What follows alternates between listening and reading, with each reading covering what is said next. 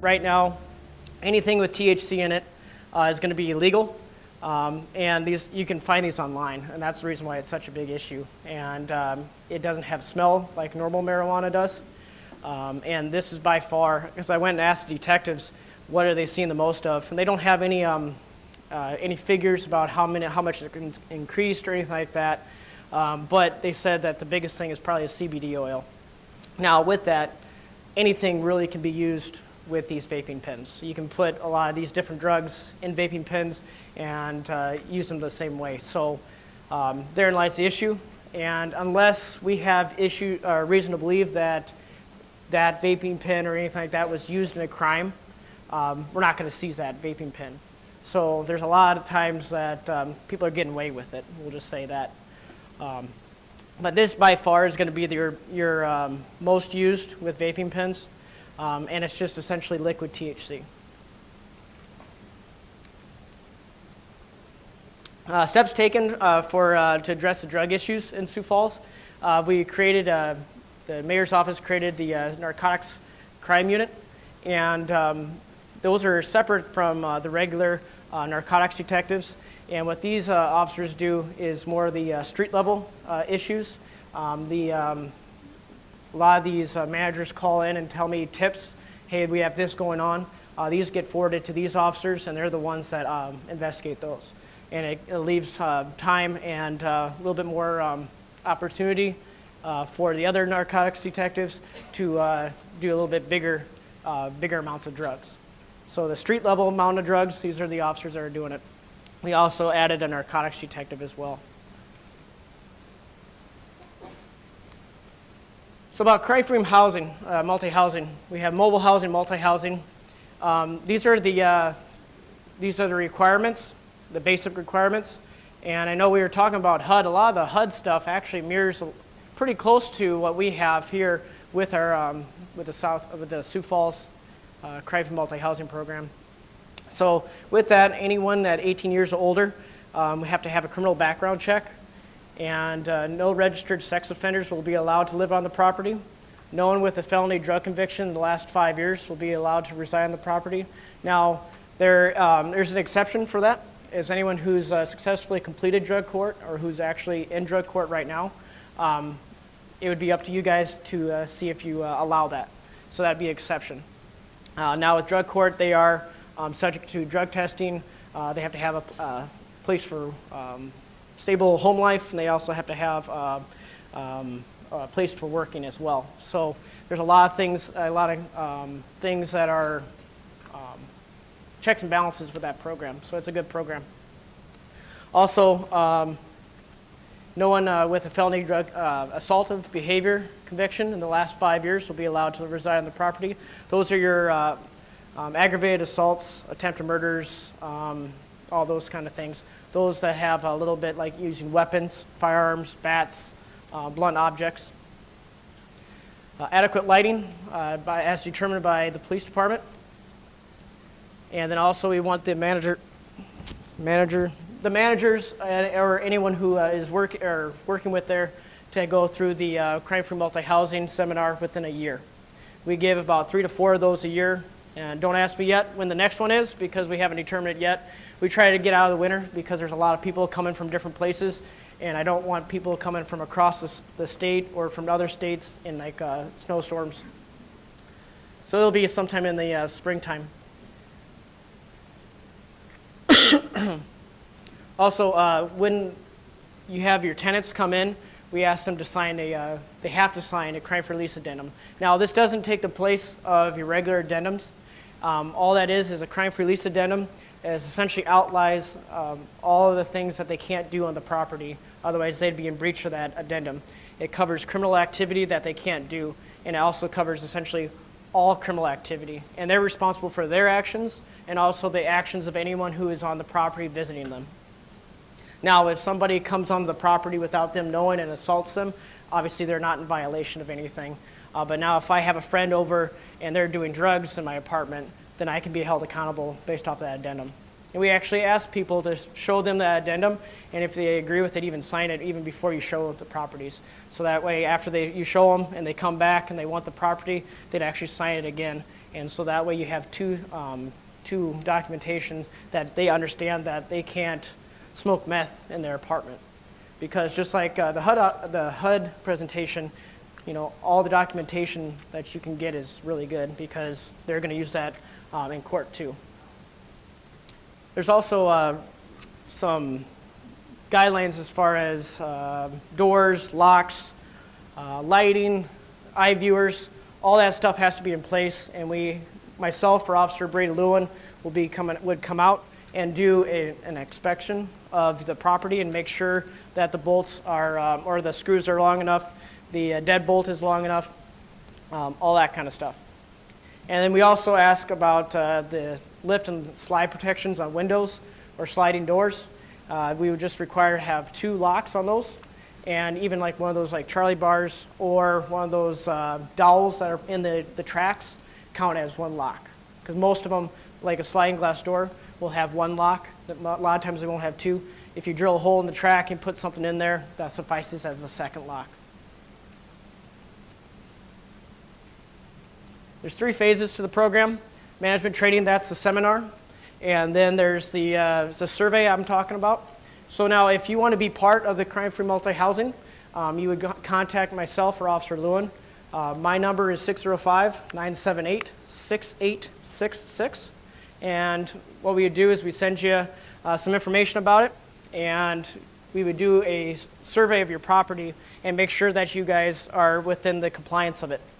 And then you have a year to attend the seminar. And there's, again, 3 to 4 of them a year. And then we ask for resident involvement because that's the most important thing. Now, we don't want to penalize people for calling the police because we don't say if you have 4 or 5 within a year, you call the police 4 or 5 times. You can't kick people out for that. So we want them to call if something bad's happening to them, because if they're getting assaulted, we don't want them to not call and then either die or get severely injured. And we also want them to report criminal activity. So that's something that we don't hold someone against them. What we hold against them is if they're doing the criminal activity or they're the problem that they're doing the drug use or the disorderly conduct. Also, with drug issues, I've been asked to cover. So if you are having some drug issues at your apartment complex, what are things that you can do? One thing you can do is called Crime Stoppers. And now I understand that if you've called Crime Stoppers and the SWAT team isn't there the next day busting down the door to get them, I understand some people get upset about that.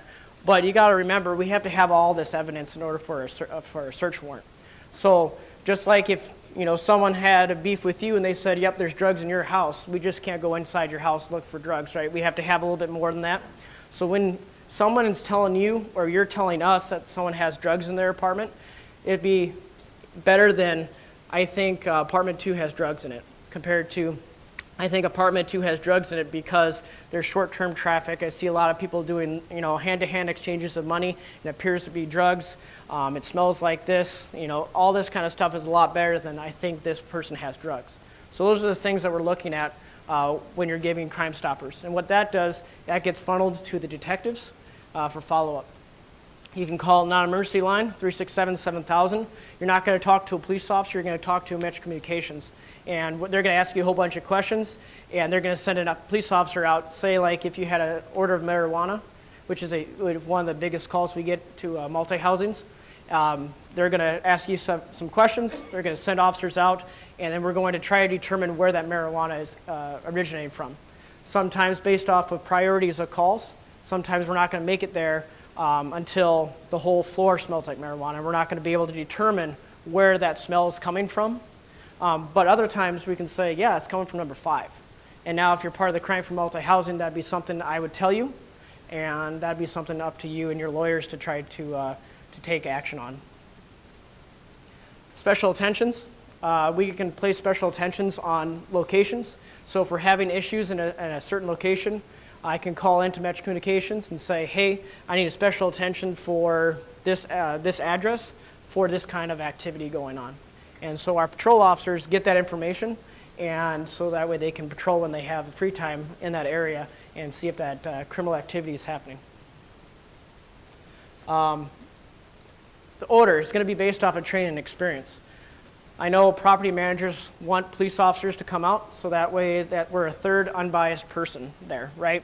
So that way that other person can't say you're doing this because of this, you don't like me. Can you hear me? Am I coming in and out? Good? No? There you go. All right. So that way they can't say that, anything else. And so what we are going to do is based off our training experience. If you have experiences, and I don't want to hear them now, about how you know that the smell of marijuana is, that's something that you can testify into court. So sometimes we're based off of our priorities of calls and how many officers we have and how many hundreds of thousands of calls we had. We have 250 or 260 police officers in the Sioux Falls, but not all of them are road officers, right? So I'd say quite a bit less than that are actually road officers, and we went to 110 or 111,000 calls for service last year, not including traffic stops. So we are busy, and we prioritize calls. So the call of marijuana, the order of marijuana, is going to be less than somebody getting bludgeoned to death. And you laugh, but some people will kind of get on us for not being someplace at all the time. So that's how we prioritize. So unfortunately, sometimes those calls will wait, and it will take a while. But now you smelt it at number 5, but by the time we get there, we can't smell where it's coming from, right? It's the whole hallway. That'd be something you need to talk to your legal team and say, what do you feel about this? This is my training experience. I know of the smell of marijuana because of whatever, and I can testify and see what they feel. That'd be something to go. Or using other tenants to see what they feel is the best course of action. We get all the time if I find something in the apartment. I can't tell you what to do, because if I tell you what to do, you're acting as my agent, and then that stuff can actually be thrown out. So it essentially protects you from government intrusion, and by me telling you exactly what to do, that'd be essentially just like me going into the apartment and doing it. And that's what the Constitution protects you from, is government intrusion. So examples what you can do would be taking pictures, good descriptions of the item you found, so that way it'd be something where we will look into maybe a search warrant, depending on what it is. Again, call volume compared from a class 1 misdemeanor to felony level. Felony level might actually get a little bit more attention than the other stuff. Okay, and then also plus with like fentanyl and other drugs out there, it may not be a good idea to touch or inhale around some of this stuff, because it's been almost killing police officers in some other areas. Trespass. So now everybody has a right to have individuals over as guests. Now that stops after if damages to property, things like that, or assaulting property management or staff. That's where you can call in and do a trespass. Now, what will happen is that person will be there on property, and something happened. The officers will come there, and they will be given a trespass sheet, and that's good for 6 months. So the premises of the property. So if they are found on the premises of the property in that 6 months, they go to jail. Again, based off the circumstances and based off of what happened, there's a difference between someone being able to have a guest and someone being able to trash the place or assault people on the property. So the entry of a home by law enforcement, there's 3 different circumstances that law enforcement can go into a property. And we see this with course of our duties and interaction with management. So the first thing is a warrant. Everybody understands what a warrant is. It's signed by a judge saying that the officers have enough evidence to go inside that house to look for certain types of evidence. Exigent circumstances. That's an emergency. That's if I'm standing on the opposite side of the door and they said, please drop the knife, please don't stab me, all that kind of stuff. That'd be something where we don't have to wait 3 hours to get a warrant. We can kick in that door, or we can use a key. We can use a key, right? You see there? We try to use keys as much as possible. And new officers learn quickly to try the door first, because you kind of seem a little silly when you kick in a door when it's unlocked, and you get in a little trouble. But Exigent circumstances. So if you hear that on the opposite side of the door, we don't have to wait. Obviously, that's an emergency. We have to save life so we can go in. That doesn't mean we can just hang out forever either, but that we need to stop what's going on. And then if there is something, we can back out and apply for a search warrant. Then also permission. Hey, your residence smells like marijuana. May I come in and see it? You're like, oh yeah, sure, here's my marijuana, right? It's happened. It really has happened. But or they just give it to you. But those are the three circumstances. And I think it's, first off, it's good to know because those are your rights. But it's also good to know so that way you know the limitations of law enforcement. You know, we get our knowledge of law enforcement from TV and the news. You know, so it's not like that all the time. So it's those are the three things that you can get inside a house.